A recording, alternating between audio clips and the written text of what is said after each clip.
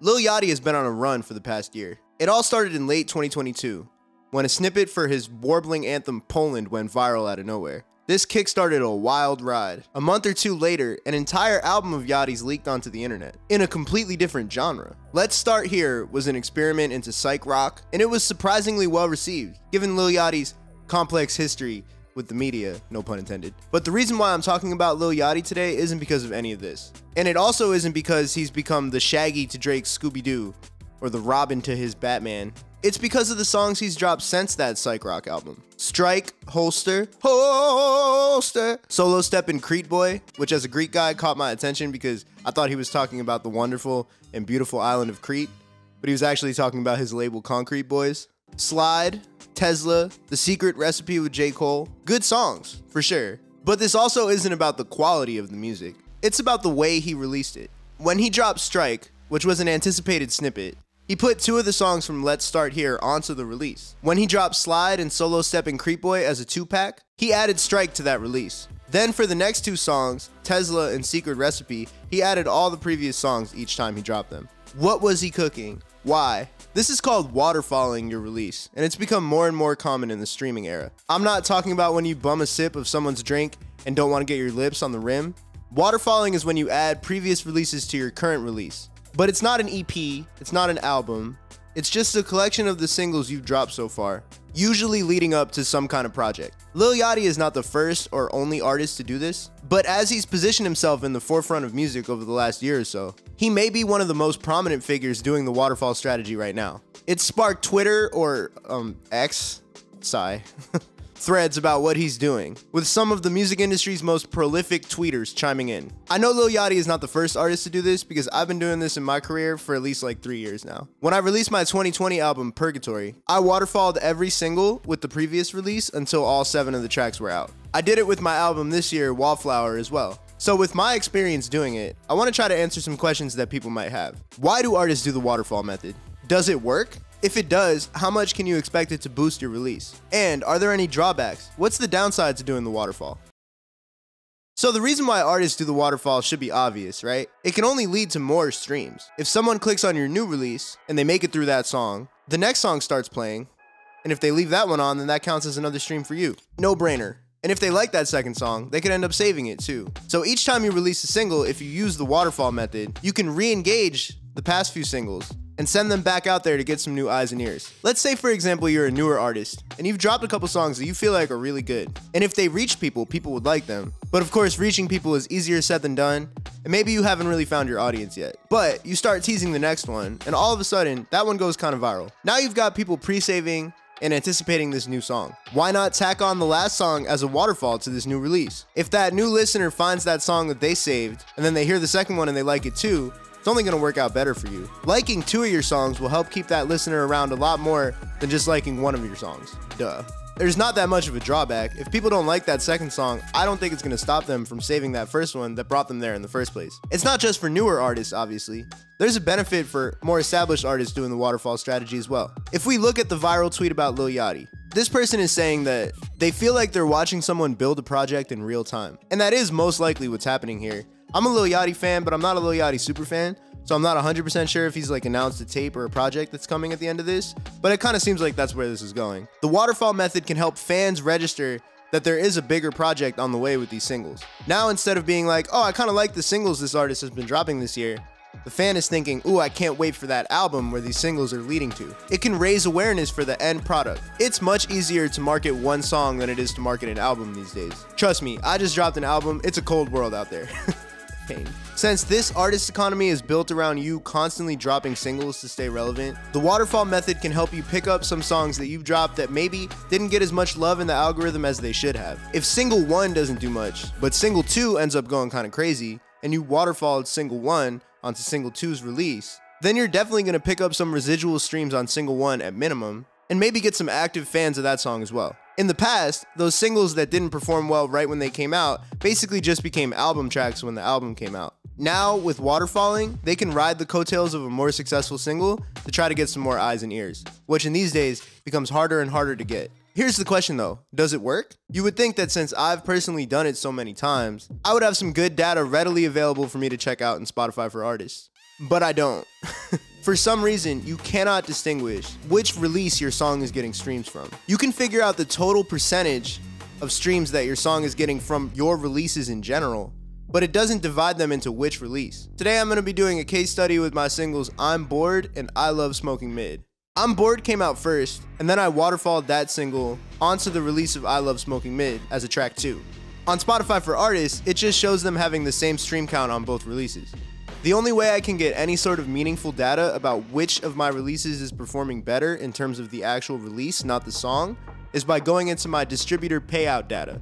Now, the only way to get through this section is to reveal how much money I've made on each of these songs, which is annoying, but I love you guys, I like attention, and if you're a pocket watcher, this might be the best day of your life. If I go to the release page for I'm Bored, I see that I've made $495 on that song as of October 2023. It's important to note that I get 50% of that song because I give the rest of the percentages to my team and my collaborators. When I go to the release page of I Love Smoking Mid, I see that that release has earned me $124.55, with $119.42 of that being from I Love Smoking Mid. I'm sorry, it's just so funny to say that track title this many times out loud. And $5.13 coming from I'm Bored. So just to clarify, from this, I can figure out that $495 of the I'm Bored song has come from the actual release page, or any of the playlists that that song got on when it first came out. $5, in addition, has come from just being on the release of I Love Smoking Mid. And that only includes people who actually clicked the release of I Love Smoking Mid and streamed I'm Bored on that page. So if I Love Smoking Mid made about $120 and I'm Bored made about $5, that's about a 25-to-1 proportion. Math teacher in the house. So if I just took these numbers like this and I didn't think super critically about it, that would mean that 1 out of every 25 people who engaged that release were streaming I'm Bored after. However, like I said, I'm a math teacher, so this is not good enough for me. I can go a little bit further to really determine this. To be accurate, we need to only consider streams that are coming from the Your Profile and Catalog category on Spotify. According to Spotify for Artists, 21% of the streams of I Love Smoking Mid are coming from its release page. But unfortunately, this is also useless because it only shows me the last 28 days and it doesn't allow me to zoom in or out any further. Since the song came out in January, this isn't particularly relevant to figuring it out now in October 2023. So I'm gonna have to get my hands dirty. I individually subtracted all the streams from the top 100 playlists that Spotify will show me for I Love Smoking Mid, so I can figure out exactly how many came just from that profile page. Doing that took about 30,000 streams away, so that brought me from 55,000 to about 25,000 streams that must have come from one of my releases or from my artist page. Now, some of these streams likely came from other releases and not the single release as well. I did one more waterfall during this album cycle when I dropped my single Ooh That's Hard, and I also have released the album itself. All of those streams are included somewhere in the 25,000. I'm gonna throw out the other waterfall of Ooh That's Hard because it was just a little bit before the album and it probably wasn't that many streams. By looking at the album, I can figure out that the least streamed song had about 1,000 listeners, and I'm gonna make the rough estimate that maybe 1,500 streams for I Love Smoking Mid came from the album itself. I don't have distributor data yet because it came out in August and the payouts haven't started showing up yet. So that brings me to about 24,000 streams that I can realistically attribute to coming just to that actual release page of I Love Smoking Mid. Since I own 50% of I'm Bored and I've gotten $5 from the I Love Smoking Mid release page, that means that the song itself has generated about $10 worth. So if I take the average price of stream, which is about 0.004 cents, because a free user is 0.003 and a paid user stream is 0.005. We're just gonna average that out for today. I can divide 10 by that number, and that gives me exactly 2,500 streams. So if I take that 2,500 for I'm Bored and I compare it to the 24,000 for I Love Smoking Mid, give or take, that means about 1 in 9 or 1 in 10 of the people who engage this release were getting a stream on the second release as well. This is not a perfect science at all. The numbers are a little bit wonky, but this is the best I can do with what's given to me as an independent artist. These payout numbers are also only reflecting Spotify. Spotify is by far my biggest platform, but I am also getting some streams on Apple Music and Tidal. So again, it's not perfect, but I think this is a pretty solid estimate of what you can expect if you waterfall your song. So for me, that's 2,500 extra streams that I got from doing that. And it's about 10% of the audience of the main release. And those are real people that are listening. This isn't some botted playlist BS. This is a great way to organically reintroduce a song to an audience that already has some familiarity to you. There's so much music coming out nowadays that sometimes it can be hard for someone to even remember some of the stuff they've checked out. So giving that song that second chance it really does increase the chance that someone's gonna be like, hey, you know, I like this. Let me save this to my playlist, or let me come back to this again. And a 10% stream boost is pretty nice. Again, I'm using my numbers. So if you're a bigger artist than me, that 10% boost is not gonna look like 2,500 streams. It might look like 10,000 or 20,000 or even 100,000. At that point, we're talking some big numbers here, relatively. The data I really wish that I had that I don't is the save rate data from the other release. I would love to see how many people are saving I'm Bored just from the waterfall release. But Spotify is very, very, very precious about their save rate data, as I've talked about in some other videos. So I'm probably not gonna get that anytime soon. But if we ever do, you know there'll be a sequel to this video. So make sure you like and subscribe in case that ever happens. Am I right? I'm not holding my breath that that'll ever happen, but hey, like and subscribe anyway. One of the biggest variables in the waterfall strategy is that we don't know which of these releases is gonna have more organic traction. Right now, I'm Bored is sitting at about 330,000 streams on Spotify, and I Love Smoking Mid has about 55,000. So in theory, if I had dropped I Love Smoking Mid first, and then waterfalled that onto I'm Bored, since that release ended up doing like 6 times better, I would have gotten more streams in total from that process. That's not a perfect science though, again, and also like, there's really nothing to plan your release around there because you really don't know which of these songs is gonna do better. I love both of those songs. I wouldn't have been surprised if it went the other way.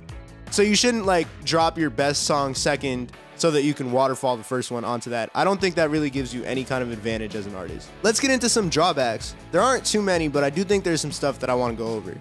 One is that the messaging can get confusing.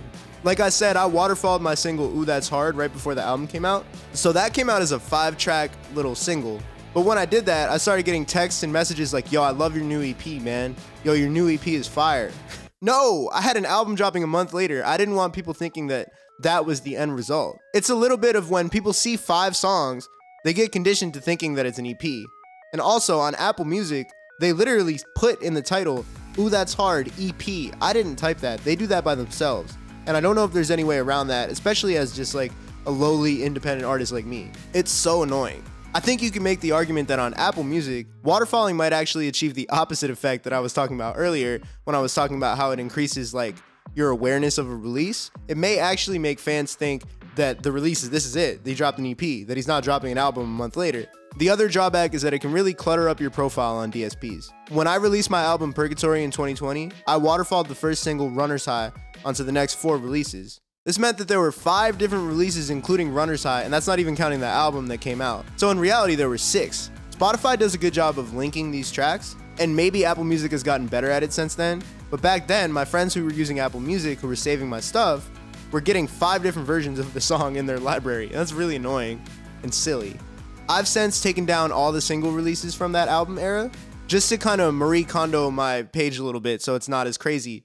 You need to have a good relationship with your distributor, which I do, thankfully, and really trust them to make sure that they get all this data right and that they can do takedowns in a way that like make sure your music doesn't come down as well, or mess with any of your playlist placements or your cover art. So in conclusion, I don't think the waterfall practice is going anywhere. I'm sure we're only going to see more and more artists doing this in the streaming era. If you see an artist like Lil Yachty doing it, then he's probably in album mode. That's good news if you're a fan like me. If you're an artist thinking about doing it, remember that it probably will help. I don't think it'll change your life, but it should help you get maybe a little like, 5 to 10% boost in some of your streams. It's important to think about those drawbacks though. Your Apple Music listeners, for example, might be really confused and think that you dropped an EP. So you want to make sure that on social media, you're like really pushing that you're dropping an album if you're waterfalling, and you want to make sure that people are aware that it's leading up to something. So when they see that EP title on Apple Music, they don't think that this was the big bang.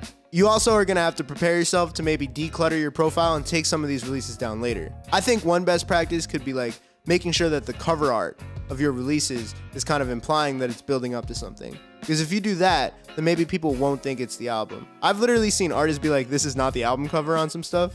Like, you maybe don't have to do that, but like there's plenty of ways that you can communicate that. And I think that the aesthetic that you choose with some of these releases, in addition to just like being really consistent on social media and saying like, hey, I'm building up to a project. These are all the singles I've dropped.